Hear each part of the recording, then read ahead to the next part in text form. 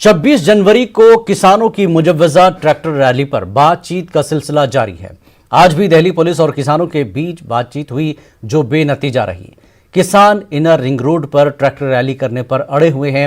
जराये के मुताबिक पुलिस नज्म जब्त की सूरत हाल को पेश नजर रखते हुए केएमपी एक्सप्रेस वे का मुतबादिल पेश किया, जिसे किसानों ने मुस्तरद कर दिया है। किसान लीडरों का कहना है कि इस ताल्लुक से हतमी फैसला वो किसान तंजीमों की मीटिंग में लेंगे। दो सेंटेंस की बात है। सरकार इस बात पे अड़ी है कि वो रिंग रोड पे हमें नहीं करने देंगे परेड, और हम इस बात पे अड़े हैं कि हम वहीं करेंगे, इससे ज्यादा कुछ नहीं। सरकार इस मीटिंग में इस जिद पर कायम है कि आप 26 जनवरी को कुछ भी करेंगे, दिल्ली के अंदर आके आप परेड नहीं कर सकते। और हमने स्पष्ट कर दिया है कि देश भर से जो किसान आ रहे हैं वो 26 जनवरी को गणतंत्र की इज्जत बनाने को, तिरंगे की शान बढ़ाने को अपनी राष्ट्रीय राजधानी के अंदर आकर ही परेड करेंगे। ये हमने स्पष्ट कर दिया है। टकराव की स्थिति नहीं है। मुझे पूरा विश्वास है कि सरकार को सद्बुद्धि आएगी और हम दिल्ली के अंदर आके अपना गणतंत्र दिवस की इज्जत बढ़ाने के लिए ये जो परेड करना चाहते हैं ये कर पाएंगे, मुझे विश्वास है। इसने बोला कि हम आउटर रिंग रोड हमारे लिए देना मुश्किल है। हमारा जिद है कि आउटर रिंग रोड पर, जिद नहीं बल्कि हमारा हक है कि हम आउटर रिंग रोड पर ही करेंगे। और उसके बाद सरकार ने ये बोला है कि आउटर रिंग रोड पर बहुत इंस्टॉलेशन हुए हैं, बहुत सारा कंटेंजेंसी प्लान के अंदर आता है। 26 जनवरी है इसलिए मुश्किल है, तो हम उसको बोल के है वहीं करेंगे। आप सोच लीजिए, हमको मंजूर नहीं है कोई दिल्ली के बाहर, केएमपी मंजूर नहीं है। और हमारा ये मानना है कि हम उनको ये प्रेशराइज कर रहे हैं कि दिल्ली के अंदर ही करेंगे, आउटर रिंग रोड के ऊपर करेंगे। फिर उनका कहना है कि ठीक है, हम देखते हैं कि दिल्ली के अंदर ही आपका परेड को कैसे आयोजित किया जाए। तो दोबारा मीटिंग होगी फिर? अभी कल मीटिंग है हमारी सरकार के साथ, बैठक के बाद उनके साथ दोबारा बैठक है। और इस वक्त हमारे साथ नुमाइंदे दिल्ली से शंकरानंद जुड़ चुके हैं। शंकर, जिस तरह से किसान और दिल्ली पुलिस के बीच बातचीत हुई है वो एक तरह से नाकाम भी है और अड़े हुए हैं किसान कि वो अपने बताए हुए मकाम पर ही जो है रैली करेंगे। तो क्या कुछ उम्मीद की जा सकती है, कल फिर मीटिंग होगी? देखिए, किसानों के प्रतिनिधियों के साथ में दिल्ली पुलिस के अधिकारियों के बीच में काफी महत्वपूर्ण वार्ता जो है आज भी चल रही थी। हालांकि ये वार्ता जो है पिछले 3 दिन से चल रही है, जिसमें कि लगातार यह प्रयास किया जा रहा है कि किसानों को समझाया जाए, उनको उनसे अपील किया जाए कि देखिए आप लोग फिलहाल 26 जनवरी के मद्देनजर कोई भी रैली जो है, और खासतौर पर जो ट्रैक्टर रैली है वो अब ना करें। लेकिन आज जो जिस तरह से बातचीत हुई, लेकिन उस बातचीत के बाद जो है वो बातचीत जो है बेनतीजा रही है। वो इस मामले पर किसान दिल्ली पुलिस के अधिकारियों की जो बात है उसको मानने से फिलहाल इनकार कर दिया है। निश्चित तौर पे इस मामले पर आगे भी बातचीत होगी, आगे भी इस मामले पर बातचीत का जो एक दौर है वो किया जाएगा। लेकिन अभी फिलहाल जो है आज जिस तरह से बकायदा 11 बजे जो बातचीत शुरू हुई थी वो विफल रही है। और इस मामले में हालांकि पहले से भी बातचीत अलग अलग लेवल का चल रहा है। देखिए, जिस तरह से विज्ञान भवन के अंदर में किसान प्रतिनिधियों और केंद्र सरकार के बीच में महत्वपूर्ण वार्ता चल रही है, तो वो एक अलग है। लेकिन रैली के मसले पर जिस तरह से सुप्रीम कोर्ट में का भी एक निर्देश आया था कि सुप्रीम कोर्ट ने इस मामले पे कहा था कि दिल्ली पुलिस से क्या आपने इस मामले में परमिशन मांगा था या नहीं मांगा था, तो लिहाजा उसी बात को ध्यान में रखते हुए इसे अंजाम दिया जा रहा है। बातचीत की प्रक्रिया पूरी की जा रही है, जिससे कि अगली बार जब कोर्ट में जब इस मामले में सुनवाई होगी तो उस वक्त में बताया जा सके कि हाँ, दिल्ली पुलिस से बकायदा परमिशन मांगा गया था, कई दौर की बातचीत हुई थी और उसके बाद भी जो बातचीत का दौर है वो सफल नहीं हो पाया था। एक तरह से कहा जा सकता है कि बैठक जो है जरूर विफल रही है, बेनतीजा रही है, लेकिन आने वाले वक्त में इस मामले को लेकर आगे भी बातचीत होती रहेगी। शंकर, एक चीज और है कि इन्हें इनर रिंग रोड पर न करें, ये भी सजेशन दिया गया था कि आप इसको जगह बदल लें, तो इस पर भी बातचीत नहीं हुई। हालांकि किसान को रैली करने से तो रोक नहीं रहे, लेकिन जगह बदलने की बात हो रही है, लेकिन उस पर भी किसान राजी नहीं हुए। तो कैसे देखा जाए? देखिए, किसानों के द्वारा जो मांगा गया था, जो स्थान मांगा गया था, वो रिंग रोड मांगा गया था। रिंग रोड जो है काफी बड़ा है, तकरीबन 40-50 किलोमीटर का दायरा जो है बनता है दिल्ली से लेकर हरियाणा के बीच में, और राजस्थान भी उससे कनेक्ट होता है। तो ये जो दायरा है वो बढ़ाते हुए कहा गया था कि हमें रिंग रोड दिया जाए, लेकिन रिंग रोड जो है, रिंग रोड पे मानने से बाकायदा इनकार कर दिया गया है। जो दिल्ली पुलिस ने कहा कि अगर रिंग रोड पे आप लोग आते हैं तो निश्चित तौर पे जो कानून व्यवस्था पे इसका अच्छा खासा असर पड़ सकता है और कानून व्यवस्था को बनाए रखने के लिए हम इजाजत नहीं दे सकते हैं, क्योंकि यहाँ पर 50 या 100 का मसला नहीं है, बल्कि कई हजार जो जवान हैं वो कई हजार जो किसान हैं वो इस रैली में शामिल होंगे, जो ट्रैक्टर मार्च है उसमें शामिल होंगे, तो उसको ध्यान में रखते हुए इजाजत नहीं दी गई है। और यहाँ पर साफ तौर पे कहा गया है कि यहाँ पे कानून व्यवस्था बनाए रखना वो हमारे लिए बेहद चुनौती भरापूर्ण है। तो और खास तौर पर अभी 26 जनवरी की बात करें तो 26 जनवरी में काफी जो जवानों की अलग अलग जगह पर तैनाती हुई है, तो उस बात को समझते हुए कि फिलहाल उसे इजाजत नहीं दी जा सकती। तो एक तरह से कहा जा सकता है कि वो बातचीत के दौरान में ये बात को भी रखा गया है कि अगर आप रैली करना चाहते हैं तो जो दिल्ली का बॉर्डर के अंदर नहीं बल्कि दिल्ली से दूसरा जो बॉर्डर है उस इलाके में आप कर सकते हैं, आप वहां करें, लेकिन अंदर हम इजाजत नहीं दे सकते हैं। और कई मसलों पर जो कानून व्यवस्था का जो मसला है उस व्यवस्था को ध्यान में रखते हुए हम फिलहाल इजाजत नहीं दे सकते हैं। तो पुलिस ने आज सजेशन दिए, उनको मशवरे दिए कि ऐसे आप कर लें, लेकिन अभी फिर कल मीटिंग की बात हो रही है, तो क्या कुछ नतीजा निकलने की उम्मीद है? पुलिस की तरफ से और क्या कुछ सहूलत किसानों को दी जा सकती है एहतजाज को लेकर, रैली को लेकर खासकर?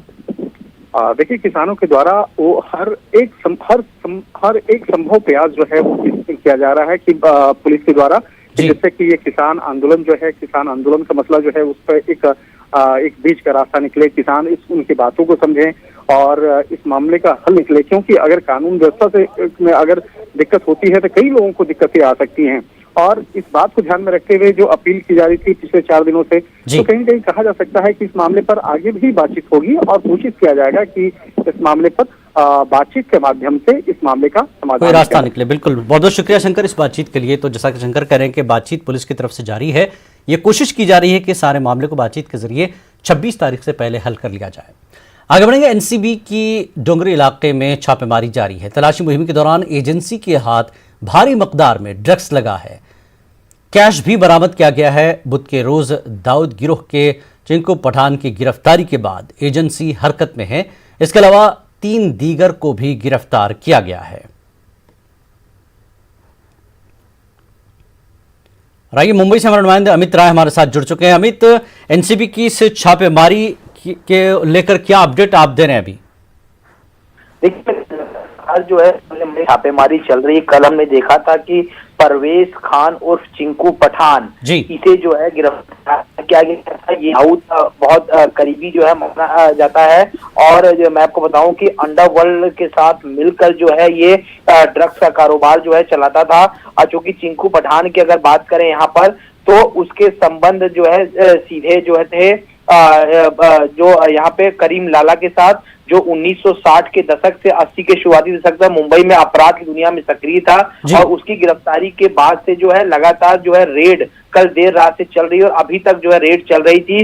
तो जहां जहां इसके संबंध थे और इसका काला कारोबार चल रहा था, वहां की फैक्ट्रियों पर रेड डाली गई है और लगभग करोड़ों रुपए की जो है ड्रग्स बरामद की गई है और 2 करोड़ रुपए जो है साथ में बरामद किए गए हैं। और इसके साथ मैं आपको बता दूं कि इसके जो एसोसिएट्स हैं, जाकिर हुसैन, उसको भी गिरफ्तार किया गया, राहुल कुमार वर्मा को भी गिरफ्तार किया गया है और एक और शख्स है आरिफ भुजवाला, जिसके साथ मिलकर ये ड्रग्स का कारोबार चलता था, उसके यहाँ भी रेड की गई, जहां पर करोड़ों की ड्रग्स की फैक्ट्री पूरी जो थी भिवंडी इलाके में जो डोंगरी इलाके में जो स्थापित थी, वहां पर जो पड़ी और करोड़ों रुपए की ड्रग्स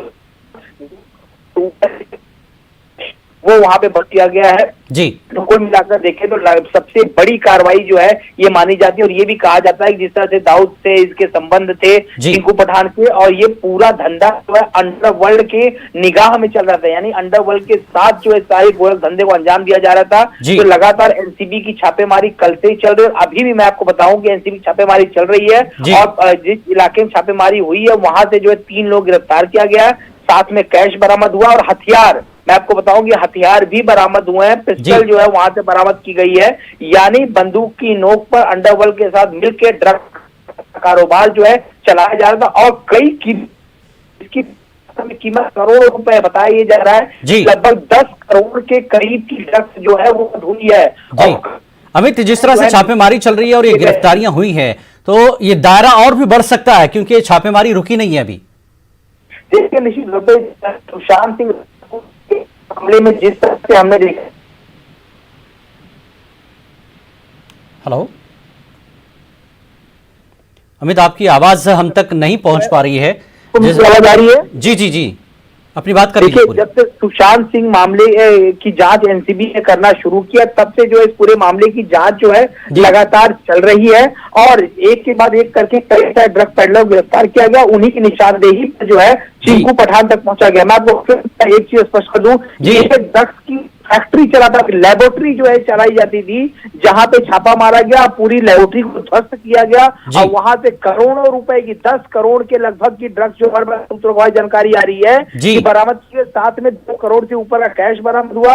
पहले कल चिंकू पठान गिरफ्तारी, उसके बाद 3 और लोग गिरफ्तारी हुई है और एनसीपी के सूत्र हमें यह भी बता रहे हैं कि आने वाले दिनों में जो और भी कई बड़ी गिरफ्तारियां हो सकती हैं। तो एनसीपी की सबसे बड़ी कार्रवाई ड्रग्स की फैक्ट्री का भांडाफोड़, और ये ड्रग्स का कारोबार जो है अंडरवर्ल्ड के साथ मिलकर बंदूक की नोक पे किया जाता था। बिल्कुल, बहुत बहुत शुक्रिया अमित इस जानकारी के लिए। अमित, जिस तरह से अमित बता रहे हैं कि एनसीबी की जो है कार्रवाई लगातार अभी भी जारी है और जैसे जैसे गिरफ्तारियां हो रही हैं इसके तहत दायरा बढ़ेगा और भी गिरफ्तारियां आगे होंगी। इस वक्त एक बड़ी खबर आपको दे दें, वज़ीर-ए-आज़म जाएंगे असम और मगरबी बंगाल। जी हां, वज़ीर-ए-आज़म जाएंगे असम और मगरबी बंगाल। 23 जनवरी को होगा पीएम मोदी का दौरा। कोलकाता में पराक्रम दिवस पर करेंगे खिताब। बड़ी खबर, वज़ीर-ए-आज़म नरेंद्र मोदी असम और मगरबी बंगाल जाएंगे। 23 जनवरी को पीएम मोदी का दौरा है। इस वक्त हमारे साथ हमारे नुमाइंदा शबाना हमारे साथ जुड़ चुकी हैं, अपडेट ले लेते हैं। शबाना, मगरबी बंगाल आखिरकार अब वज़ीर-ए-आज़म पहुंच रहे हैं और कोलकाता में जो पराक्रम दिवस है उस पर भी वो खिताब करेंगे, कैसे लिया जा रहा है इसको?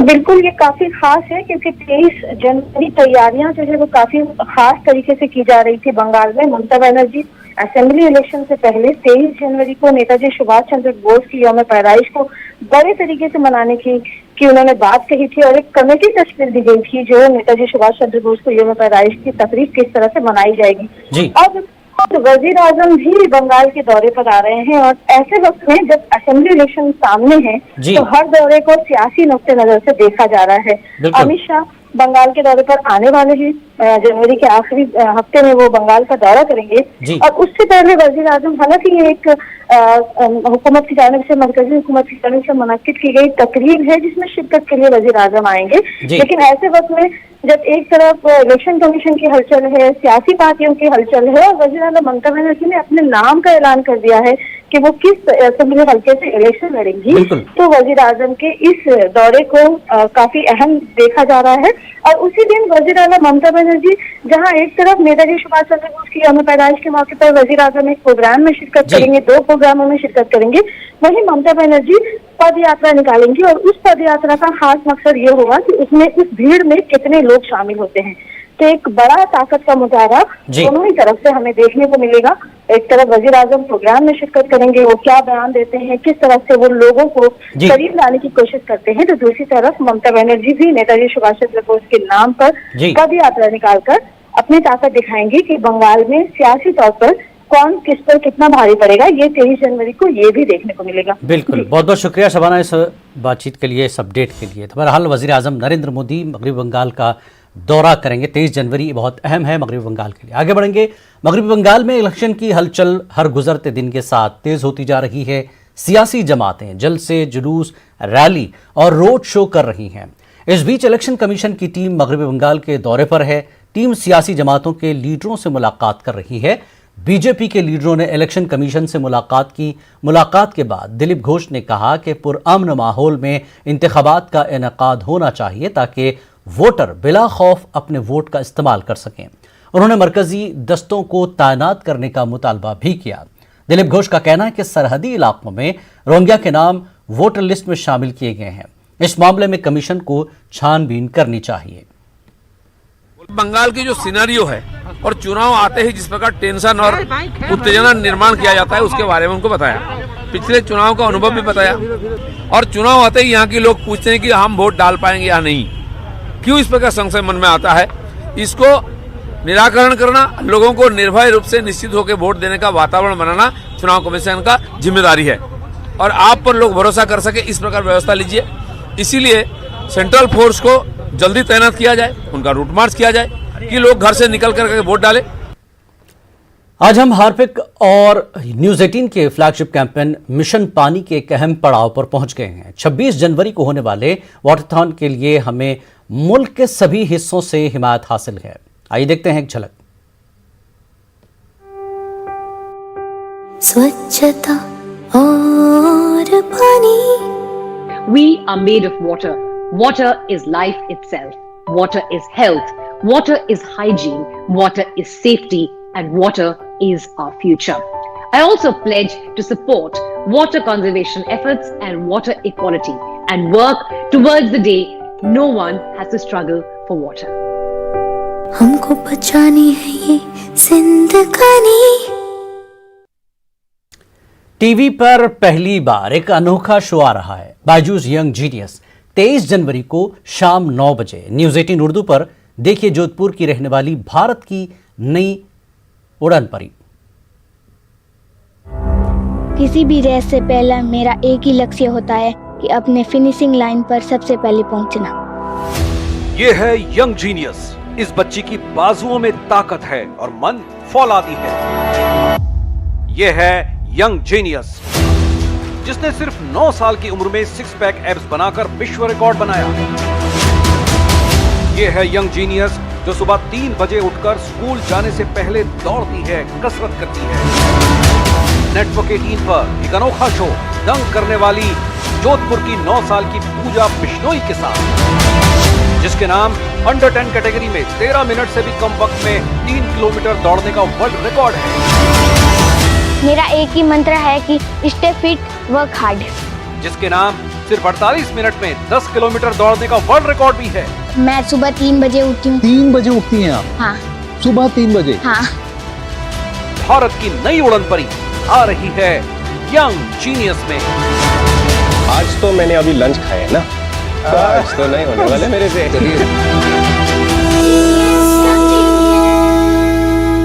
आंध्र प्रदेश हाई कोर्ट ने जगन हुकूमत को झटका दिया है। पंचायत इंतखाबात को लेकर हाई कोर्ट ने अहम फैसला सुनाया है। अदालत ने पंचायत इंतखाबात को ग्रीन सिग्नल दे दिया है। पंचायत इंतखाबात से मुताल्लिक रियासती इलेक्शन कमीशन ने चंद रोज कबल शेड्यूल जारी किया था, जिसे हुकूमत ने हाई कोर्ट में चैलेंज किया था। हाई कोर्ट के फैसले के बाद रियासती इलेक्शन कमीशन ने कहा कि शेड्यूल के मुताबिक ही इंतखाबात होंगे। रियासती इलेक्शन कमीशन निमागड्डा रमेश कुमार ने बताया कि बहुत जल्द chief secretary, DGP, collectors, SP के साथ एक इजलास मुनक्किद किया जाएगा। जराये के मुताबिक जगन हुकूमत हाई कोर्ट के फैसले के बाद सुप्रीम कोर्ट से रुजू करेगी।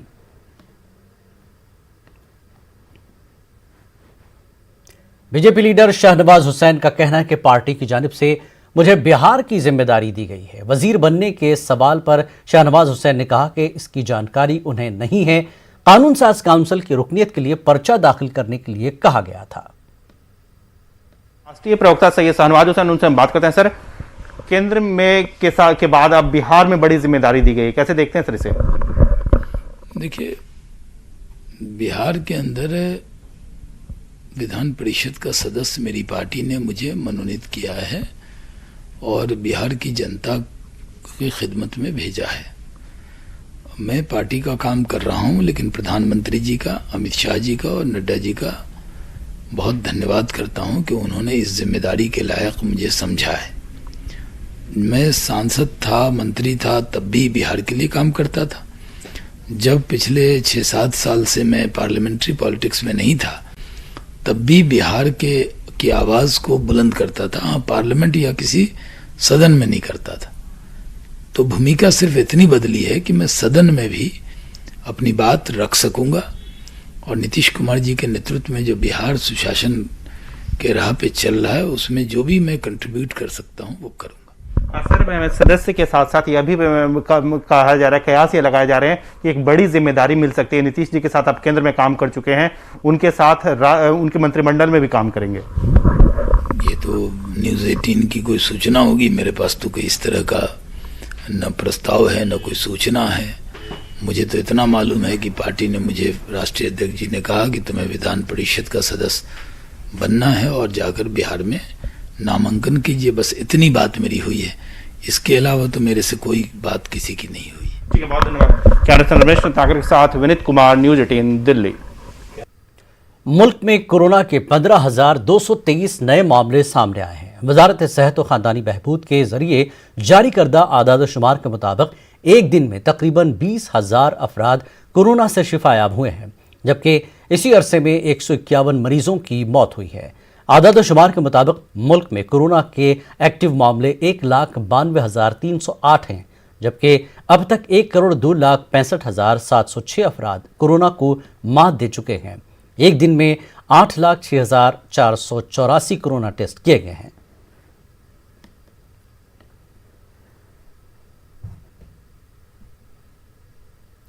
कोरोना वबा के दौरान बाहमी इमदाद और इन्हिसार का जज्बा मुस्तहकम हुआ है। मुल्क इस वबा से मुत्तहिद होकर मुकाबला कर रहा है। टीकाकारी के ऐलान के बाद हम बेहतर ताउन करें, जिससे हम कोरोना को मात देने की जानिब कदम बढ़ा सकें। नेटवर्क 18 इस मुहिम में हर कदम पर आपके साथ रहेगा। जब तक सभी महफूज नहीं, तब तक कोई महफूज नहीं होगा। इसी सोच की बुनियाद पर हमारी मुहिम संजीवनी का मकसद ये यकीनी बनाना है कि वैक्सीन पाना सभी हिंदुस्तानियों का हक है।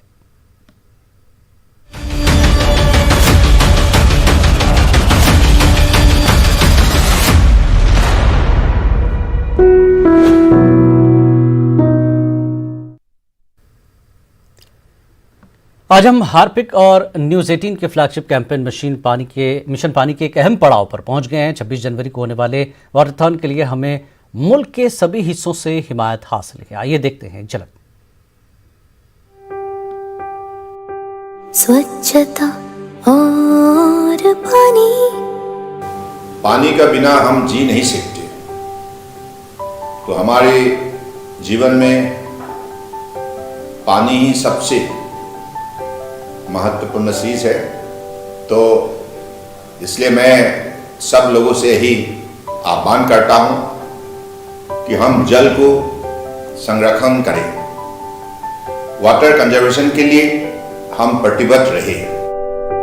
हमको बचानी है ये जिंदगानी। IIM अहमदाबाद की एक तालिबा दृष्टि कान्हानी ने खुदकुशी कर ली। IIM के हॉस्टल के पंखे से उनकी लाश लटकी हुई मिली। साथ ही सुसाइड नोट भी बरामद कर लिया गया। पुलिस ने व्हाट्सएप चैट और मोबाइल फ़ोन की तफसीलात फराहम कर जांच शुरू कर दी है। बताया जा रहा है कि दृष्टि बिहार मुजफ्फरपुर की रहने वाली है। PPE किट पहनकर 13 करोड़ रुपए के जेवरात चोरी करने वाले बदमाशों के खिलाफ दिल्ली पुलिस ने बड़ी कार्रवाई की है। इस मामले में दिल्ली पुलिस ने एक चोर को गिरफ्तार कर लिया है। CCTV में साफ देखा जा सकता है कि चोर ने अपनी पहचान छुपाने के लिए PPE किट का इस्तेमाल किया था और करीब 25 किलो के जेवरात की चोरी का मामला है। पुलिस जराये के मुताबिक चोर जेवरात की वैल्यू करवाने गया था, जहां पुलिस ने उसे गिरफ्तार किया है।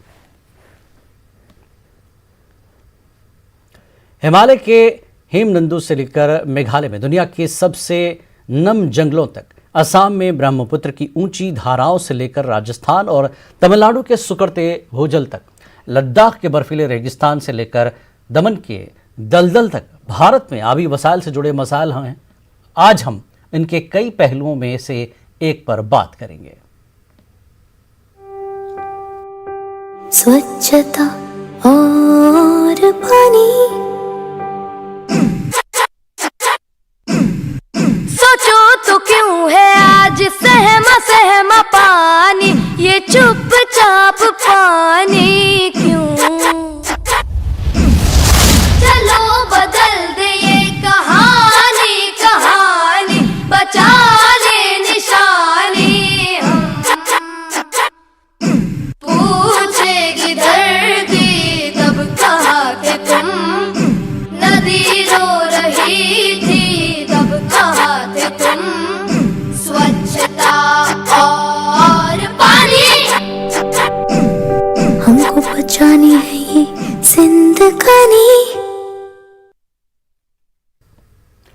तांडव फिल्म के खिलाफ मध्य प्रदेश में एहतजाज का सिलसिला जारी है। फिल्म हिदायतकार के खिलाफ मध्य प्रदेश के भोपाल, जबलपुर, ग्वालियर और इंदौर में जहां मामले दर्ज किए गए हैं, वहीं राजधानी भोपाल में फिल्म अदाकार सैफ अली खान और हिदायतकार अली अब्बास के खिलाफ एहतजाज करते हुए पुतला नजर आतिश किया गया। वहीं मध्य प्रदेश असेंबली के प्रोटेम स्पीकर रामेश्वर शर्मा ने इस मामले में रियासत महाराष्ट्र के वज़ीर आला को खत लिखकर फिल्म बनाने वालों के खिलाफ FIR दर्ज करके सख्त कार्रवाई करने का मुतालबा किया है।